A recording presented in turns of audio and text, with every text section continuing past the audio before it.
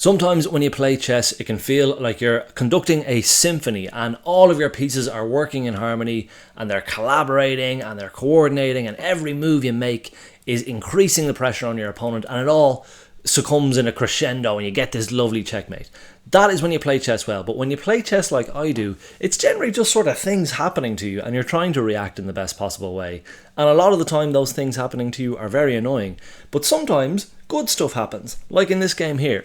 This was a game I played in the 1800s, a rapid game, 10-minute game each. I won't dwell too much on the opening. It's a pretty standard Sicilian. We do get a nice little kingside attack out of the opening. We don't play it particularly cleanly, but neither do they. That's life in the 1800s. And we eventually get a nice little attack going here on the kingside. So at this point, I'm thinking, okay, like as the black pieces, yeah, we're doing pretty well. We've got the bishop staring at the kingside. We've got the knight threatening that pawn. We've got our two rooks on open files. We have this knight kind of supporting stuff. We have the queen supporting. So in general, it's going pretty well. Our opponent is in a little bit of a defensive posture, a little bit underdeveloped. So we're thinking, okay, this is going great.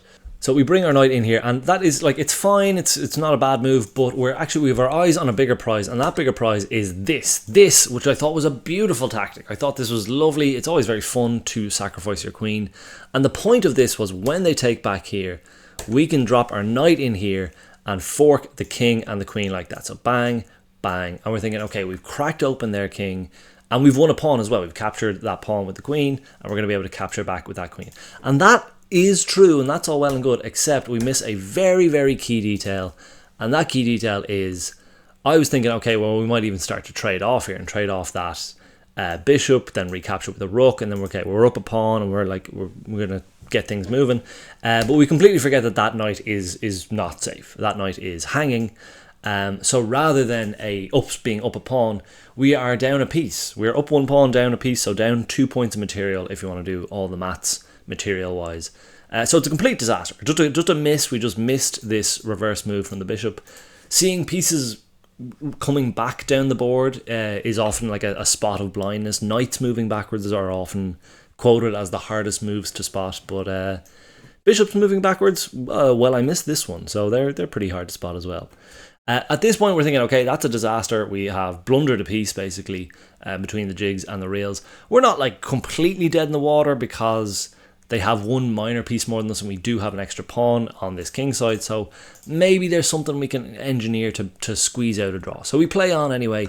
Our opponent does a good job of trading off pieces, but the conventional wisdom when you are up material is to trade off pieces, because the less material there is on the board, the more your material advantage stands out proportionally. You know, if you have 2 pawns versus 1 pawn, that's a much bigger advantage than if you have 10 pawns and they have 9 pawns in a weird game of chess where you start with 10 pawns. But you get the idea. If there is less stuff on the board, each piece carries a greater value in the battle. However, you don't want to be too eager to trade off material, because, you know, without their rooks, checkmating our king with a knight and 2 bishops when we still have a knight and a bishop and an extra pawn, that's pretty tricky. That is not an easy, end game. So I wouldn't be in a rush to trade off all of your attacking pieces when you do have an advantage. Certainly not without getting something for them. So anyway, we're just thinking, okay, that's not bad. This is becoming harder and harder for our opponent to actually deliver the hammer blow. Maybe we're thinking, okay, this could be a draw if we play well. We get our king active, always a good thing to do in the end game, particularly when all the dangerous stuff is off the board. Get your king in the mix. Yes, he's liable to be checked, but he's also a piece in and of himself, so he can do some attack and do some defending. The other thing we wanted to do was, and our opponent really helps us along here, was actually freeze these pawns, because again, we don't want open files to kind of crack on open on this side of the board, because past pawns for them, they have more material to chaperone that home. But if we look here, are 8 pawns that are deep frozen. They're in a deep freeze, which means of their own volition, they can't do anything to get out of that position. They are just locked in there until one of the other pieces comes along and saves the day and frees up this logjam. And for me, that's great. That's just less stuff to be worried about. Now, if I'm my opponent, and what I was thinking was, they're just going to kind of come for the base of the pawn structure, and then eventually something's got to give here and they'll stream on forward. That's what I'm thinking, like, that's what I want to prevent. while maybe trying to create some counterplay over here where we do have our singular advantage of that extra pawn. So that's what I'm thinking, but I'm like, that's pretty tricky. Our opponent really shouldn't allow that. But we kind of mosey on, and then our opponent does something very strange. So I just said that this pawn is going to be our real soft spot. That's really where we're going to get hurt, because that's the base of this pawn chain, and then the house of cards comes crashing down. And then for them to trade off their dark square bishop the way they did, so they traded off for our knight, which, again, like material wise, that's a fair trade. They are up material, so again, you might be thinking, okay, well, if you're up material, trade off material. But that dark square bishop would have been a key piece, and would have been a very annoying one to chaperone, to keep away from that. So I thought that was a very strange decision to trade off that. We're very happy to take that off the board, and things become very complicated here. It's not, again, we're not winning or anything like that, but it just it becomes a little harder for them to kind of come on all the way down here and get this pawn, which gives us time to start bringing up our own pawns here.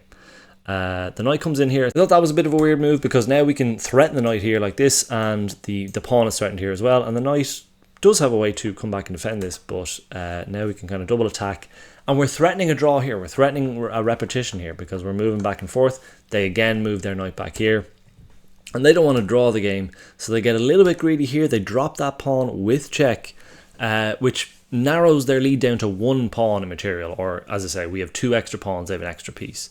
So now it's getting a lot closer to equal. But I still am thinking, okay, equal as in a draw. We might be able to squeeze out a draw here. Again, we move our king out of trouble.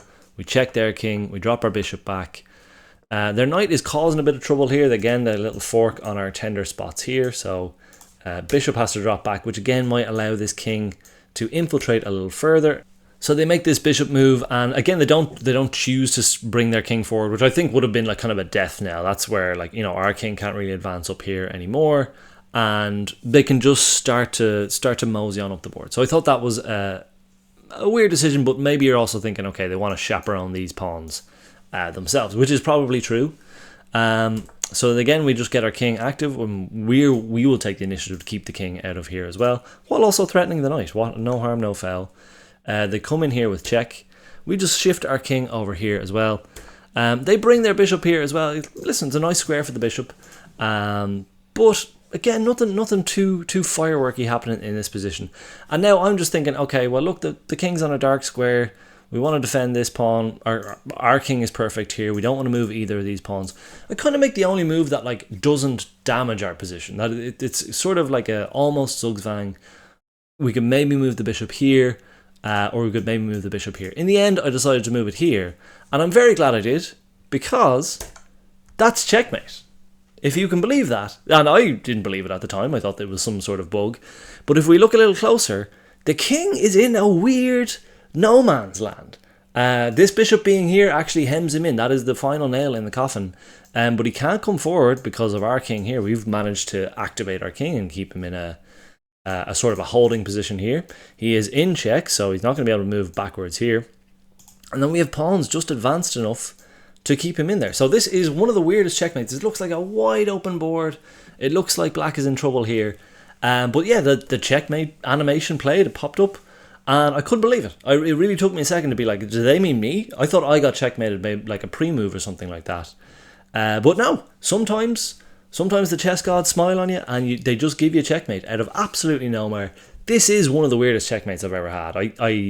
You know, a singular bishop delivering checkmate. Obviously, it's helped out by pawns, but a singular bishop with a little bit of pawn support in a pretty. It's actually not that stuffy in endgame. It's pretty interesting.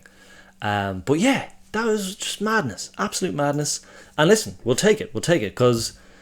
For as many accidental checkmates as you get a lot more accidental queen blunders and piece blunders. We had one earlier today. We blundered a piece. So I will take the accidental checkmates all day long.